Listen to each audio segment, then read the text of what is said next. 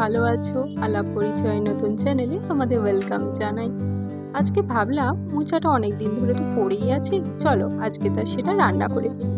হ্যাঁ, ভাবলেই যে হয়ে যাবে তা কিন্তু নয়, কারণ মোচা ছাড়িয়ে রাখতে হয় আগের দিন। মোচা ছাড়ানোর ভিডিওটি অবশ্য আমার কাছে নেই। পদ্ধতিটি যে খুব একবারে কঠিন তাও না, আর খুব সহজ তাও না।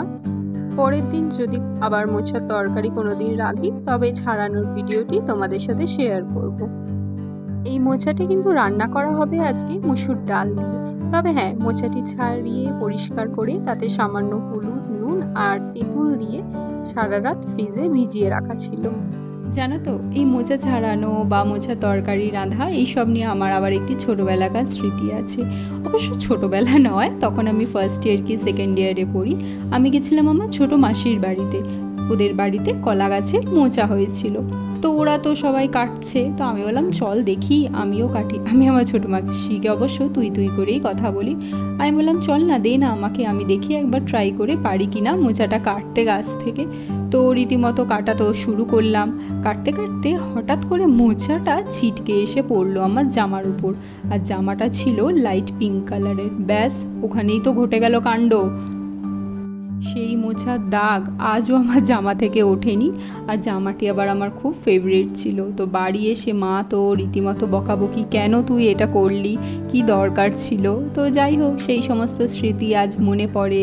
ভালোই লাগে বলো, বেশ কিছু কিছু ভুল জীবনে করলে তা পরে গিয়ে তুমি আবার মনে করতে পারো, আবার সেগুলো ভেবে তোমার হাসিও পায়। এই মোচার রেসিপিটি যদিও আমার শাশুড়ি মায়ের, আর হ্যাঁ, রান্নাটি করেছেনও উনি। জানো তো, আমার দিদাও খুব ভালো রান্না করে। আর দিদার হাতের মোচার একটি তরকারি আছে যেটি খেতে আমার ভীষণ ভালো লাগে।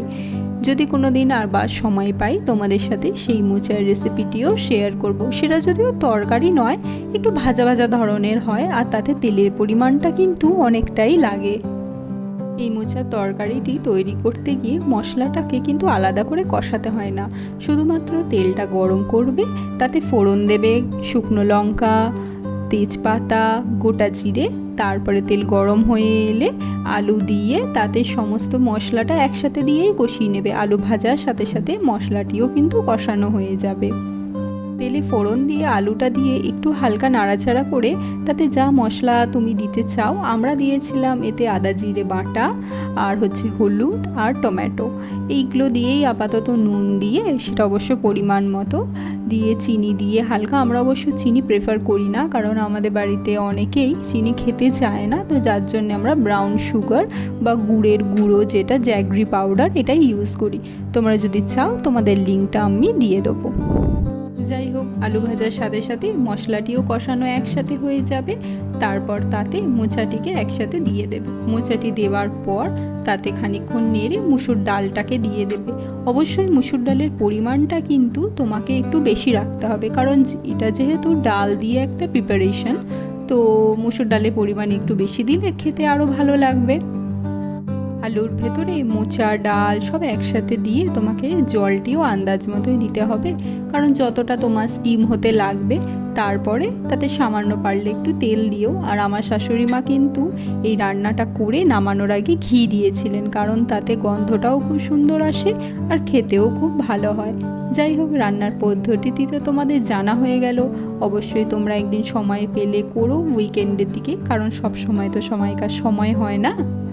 এখন তো আমরা সবাই ব্যস্ত, কেউ নিজের জব নিয়ে ব্যস্ত, তো কেউ ব্যবসা নিয়ে ব্যস্ত। তো যাই হোক, আবার মোচা ছাড়ানোও একটি শক্ত ব্যাপার। যারা কোনো দিন ছাড়ায়নি তাদের কাছে তো বেশ চ্যালেঞ্জিং একটি ব্যাপার। তো যাই হোক, মোচা বাড়িতে আনলে কোনো দিন এই তরকারিটি করে খেয়ে আমাকে জানিও অবশ্যই তোমাদের কেমন লাগলো। দেখেছো, কথার মাঝে মাঝে বলতেই ভুলে গেছি। মোচাটি যখন তুমি আগের দিন রাত্রে কেটে রাখবে, পরের দিন সেটিকে ফ্রিজ থেকে বার করবে, তারপরে কিন্তু মোচাটাকে স্টিম দিতে হবে।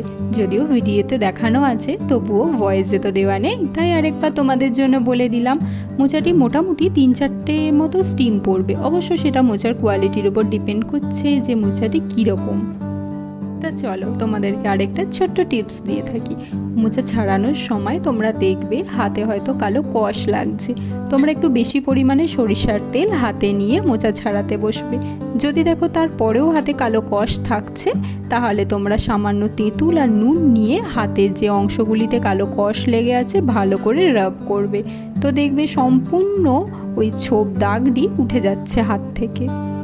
আর মোচা ছাড়ানোর পদ্ধতিটি অবশ্যই বাড়ির যারা বড়, যারা এর আগে মোচা ছাড়িয়েছে তাদের কাছে জেনে নিও, কারণ আমার এই ভিডিওতে তো দেওয়া নেই। আগেই বলেছি যদি আবার পরে কোনো ভিডিও বানাই তাতে দেব। সকলে ভালো থেকো, সুস্থ থেকো।